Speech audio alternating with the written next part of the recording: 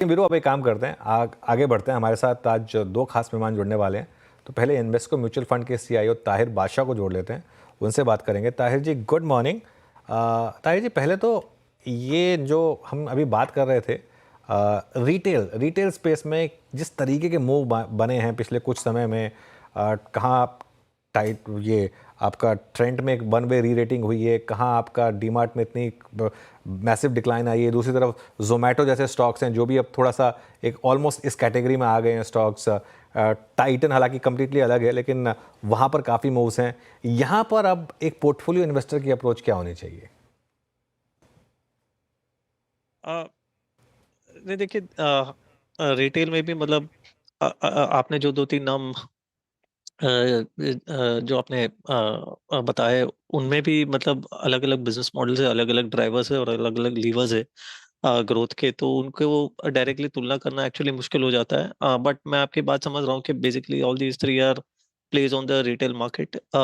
लेकिन जहाँ तक पिछले 2-3 साल या दो साल का एटलीस्ट मार्केट का रुख रहा है, इन सब चीज़ों में रिटेल जनरली थोड़ा डिफिकल्ट रहा है एज अ स्पेस। और आप ज्वेलरी रिटेल की बात करें तो उसमें हमें ये जानना जरूरी है कि एक्चुअली इसमें एक नेचुरल टेलविंड होता है जो गोल्ड प्राइसेस के समान में आपको मिलता है, तो उसके लिए डायनामिक्स थोड़े बहुत अलग हो जाते हैं। तो आई थिंक ज्वेलर्स को अगर हम साइड पे रखें या उसको अलग से देखें, तो फिर if you come to the core retail, जहाँ पे अपैरल रिटेलर्स हो या ग्रोसरी रिटेल है, वहाँ पे it is not been a smooth ride और एग्जीक्यूशन पे बहुत सारा एक्चुअली डिपेंडेंस रहा है।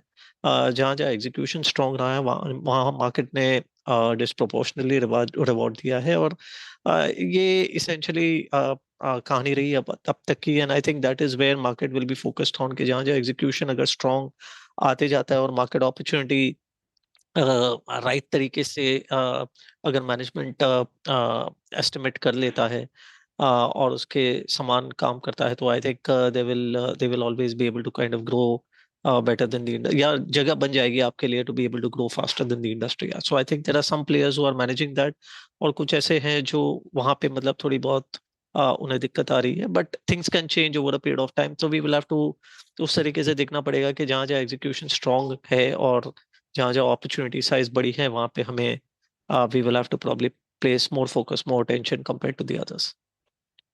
दूसरा जो मेन टॉपिक है मार्केट को जिसने काफ़ी समय से तंग किया है, वो है लार्ज प्राइवेट बैंक्स। चाहे एचडीएफसी बैंक हो, कोटक हो, आईसीआईसीआई बैंक हो, हायर लेवल पर क्लियरली यहाँ पर शायद एक एफआई सेलिंग का इम्पैक्ट है, जो भी है।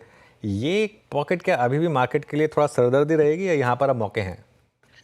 तो देखिए, मौके है यहाँ पे, और काफी समय से हम देख रहे हैं कि मतलब ये एक वैल्यू स्पेस में आके आ चुके हैं। एंड यही एक एज ऑफ नाउ एक ऐसी पॉकेट ऑफ द मार्केट है जहाँ हम ये कॉन्फिडेंस से कह सकते हैं कि वहाँ पे चीपनेस है या वैल्यू है। लेकिन ऑब्वियसली ये ऐसी सेगमेंट है जहाँ पे मतलब रिटर्न एक्सपेक्टेशंस आप बहुत ज्यादा नहीं रख सकते। हालांकि मतलब 12 से 15% की बुक की कंपाउंडिंग जरूर हो सकती है यहाँ पे। और कुछ अगर ऐसी कंपनीज है जहाँ पे वैल्यूएशन उनके lower end of the valuation band पे है, या ऐसे कुछ बैंक्स है, तो मुझे लगता है कि वो उधर शायद बुक वैल्यू कंपाउंडिंग से ज्यादा रिटर्न आपको स्टॉक प्राइस में नजर आ सकते हैं। सो आई थिंक ये एक वैल्यू अप्रोच यहाँ पे हम काफी समय से लेते आ रहे हैं, और वैल्यू की यही खासियत होती है कि उसमें पेशेंस रखना जरूरी हो जाता है। So I think we are keeping the necessary level of patience. मुझे लगता है कि साइकिल या यहाँ पे मतलब लीवर्स, पॉजिटिव लीवर्स इस सेगमेंट में शायद इंटरेस्ट रेट्स के कर्व कुछ चेंज होते हुए आ सकते हैं। इनिशियल फेज में शायद ये प्रॉफिटेबिलिटी या मार्जिन्स के लिए थोड़े बहुत डिसएडवांटेजेस हो सकता है। लेकिन हम जानते हैं कि पिछले 1-1.5 साल में ज्यादा प्रॉब्लम कॉस्ट ऑफ डिपॉजिट्स की रही है। सिस्टम में डिपॉजिट्स की किल्लत रही है और कॉस्ट वहाँ पे ज्यादा रही है। उस हिसाब से मार्जिन की कंप्रेशन ज्यादा रही है। तो मुझे लगता है कि द सेकंड फेज, जहाँ we start seeing some better liquidity in any case दिख रही है, और कॉस्ट भी अगर कॉस्ट ऑफ फंड्स भी अगर हम मॉडरेट होते हुए देखें, तो शायद that can act as a possible positive trigger which may lift valuations over a period of time. तो I think value proposition है यहाँ पे, and we should think of it as such. Okay, ताई good morning, Viren this side from Delhi studio. अभी इस earning season की जो शुरुआत हुई, टीसीएस ने जिस प्रकार के नंबर्स दिए, या फिर एक और चीज़ है, मैं यूएस में बैंक्स के नंबर्स जिस प्रकार की उम्मीदें हैं इस बार, आप आईटी पे क्या व्यू लेके चल रहे हैं? मैं ये प्रश्न इसलिए कर रहा हूँ ताहिर, क्योंकि दो चीज़ें हैं आईटी में। आईटी चल भी बहुत चुका है, लास्ट 3 महीने डोमिनेट किए इसने, बट अगर आप हिस्टोरिकल हाई से निफ्टी के कंपेयर करें तो अभी भी बहुत स्टिल डिफरेंस परसिस्ट करता है। आईटी पे क्या व्यू ले रहे हैं आप?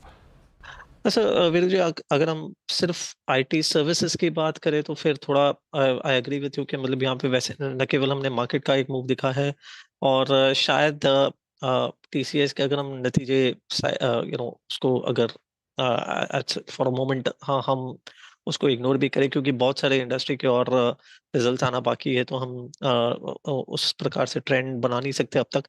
लेकिन आई थिंक इन जनरल मतलब यहाँ पे ग्रोथ की ट्रेजेक्टरी इतनी ज्यादा लिफ्ट नहीं होगी, वो हमें भी पता है। मतलब वी नो दैट ये अगर 5-7% की ग्रोथ पिछले 1-2 साल रही है, तो शायद ये 5-7% वाला 10-12% हो सकता है।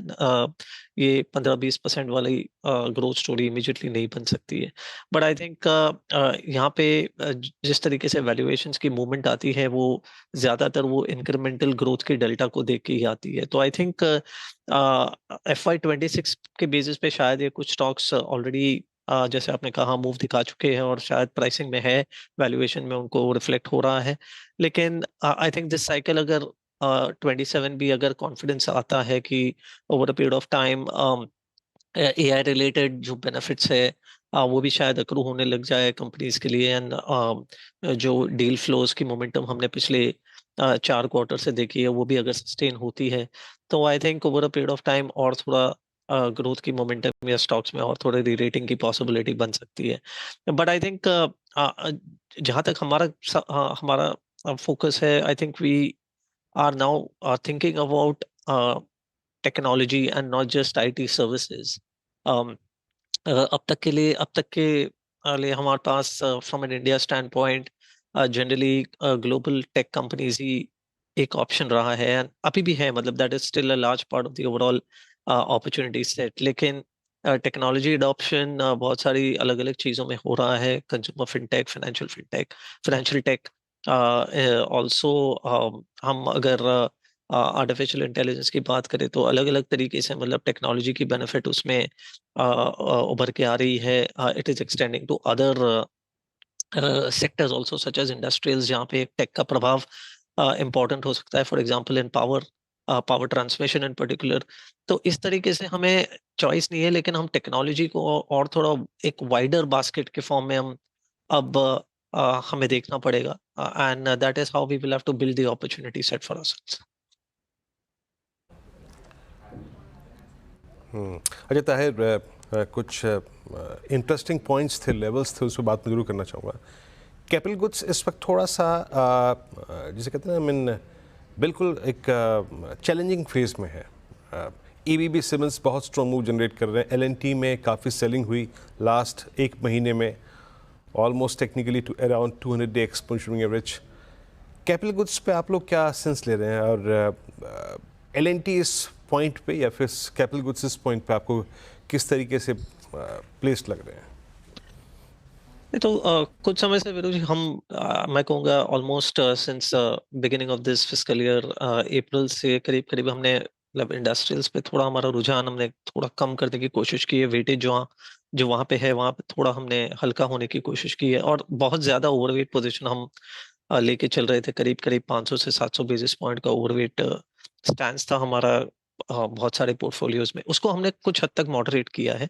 मैं ये नहीं कहूंगा कि हमने इंडस्ट्रियल स्पेस को बहुत इग्नोर किया है या उसमें बहुत ज्यादा हमने कटौती की है, लेकिन क्लियरली हमने थोड़ा बहुत उसमें मॉडरेट करने की जरूरत जरूर देखी है, स्पेशली गिवन द मूवमेंट जो हमने स्टॉक्स में देखा है, इंडिविजुअल सेक्टर्स और सेगमेंट्स में देखा है, चाहे वो रेलवेज हो या डिफेंस हो या जनरल इंजीनियरिंग इंडस्ट्रियल कंपनीज हो।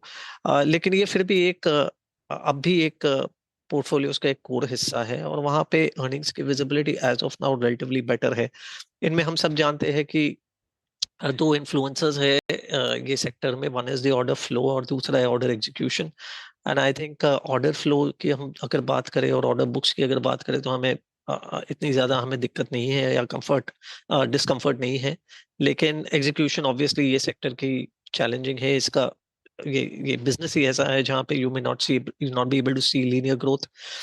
तो आई थिंक जहाँ तक मेरी समझ है, मुझे लगता है कि ये सेक्टर में आगे जाके देयर विल बी डिफरेंशिएशन। पिछले 1 डेढ़ साल में जो हमने देखा है इज, जैसे कहते हैं कि राइजिंग टाइड लिफ्ट्स ऑल योट्स, वैसे वाली बात हो गई है जहाँ पे almost all companies without exception have performed well, लेकिन आने वाले दिनों में, आने वाले क्वार्टर्स में execution will matter a lot.